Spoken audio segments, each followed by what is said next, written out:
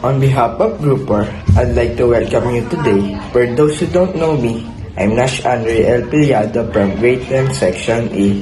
We are here today to discuss everything about Divergent Boundary. Let us welcome Ms. Rhea Berinya. What is divergent boundary? A divergent boundary occurs when two tectonic plates move away from each other. Along these boundaries, earthquakes are common and magma rises from the Earth's mantle to the surface, solidifying to create a new oceanic crust. The Mid-Atlantic Ridge is an example of divergent plate boundaries. As what I have stated earlier, a divergent boundary is a plate motion in which occur along spreading the center where the two tectonic plates is moving apart. This occurs above rising convection currents.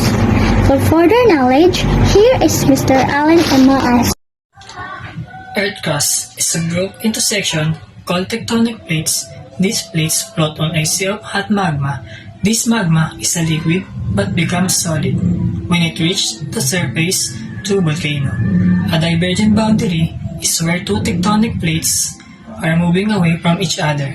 When this happens, they leave a gap from between, and this gap can be filled by the magma from below. This creates a series of volcanoes along the boundary. A divergent boundary is sometimes called as constructive boundaries.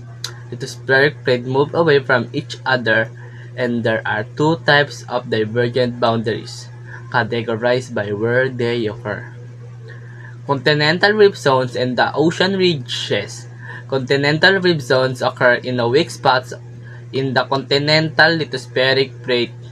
A mid-ocean ridge usually originates in a continental plate as a rift zone that expands to the point of splitting the plate apart with seawater filling in the gap. The separate pieces continue to drift apart and become individual continents. This process is known as rift to drift. In places where the continental plates are very thick, they reflect so much heat back into the mantle. It develops strong convection currents that push superheated mantle material up against the overlying plate, softening it. Tensional forces created by this convective upwelling begin to pull the weakened plate apart. As it stretches, it becomes thinner and develops deep cracks called extension or normal faults. Eventually, plate sections located between large faults drop into deep depressions known as rift valleys, which often contains keystone-shaped blocks of down-drop crust known as gravens. The shoulder of these gravens are called horsts. If only one side of a section drops, it is called half-graven. Depending on the condition, rifts can grow into very large lakes and even oceans. As the rifting and volcanic activity process, the continental lithosphere becomes more mafic and thinner with the eventual result, transforming the plate under the rifting area into the oceanic lithosphere. This is the process that gives birth to new ocean, much like the narrow Red Sea emerged with the movement of Arabia away from Africa. As the oceanic lithosphere continues to diverge, a mid-ocean ridge is formed. Mid-ocean ridge, also known as spreading center, have a several distinctive features.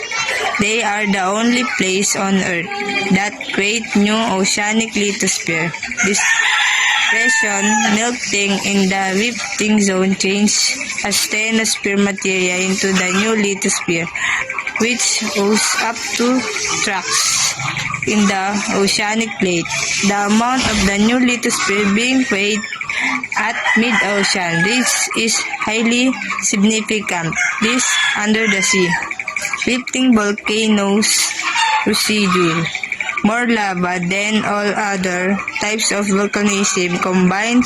Despite this most mid-oceanic ridge, volcanism remains unmapping because the volcanoes are located deep on the ocean floor. In the rare cases, such as a few locations in the Iceland, we've shown display the type of volcanism spreading and ridge formation found on the ocean floor.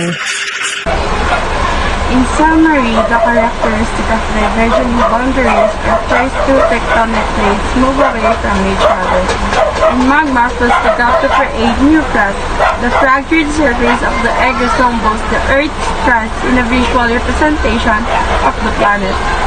While it appears to be a solid, it is actually divided into portions, known as tectonic plates.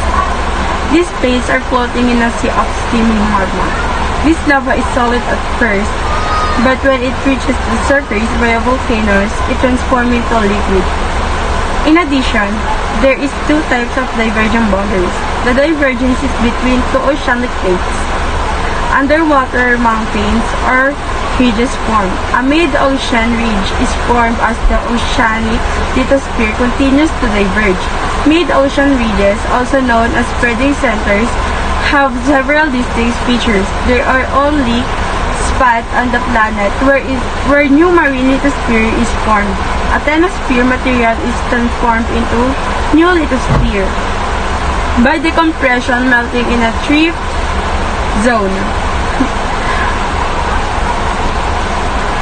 which flows up via cracks in the oceanic plate. If the divergence is between two continental plates, it forms rift valleys.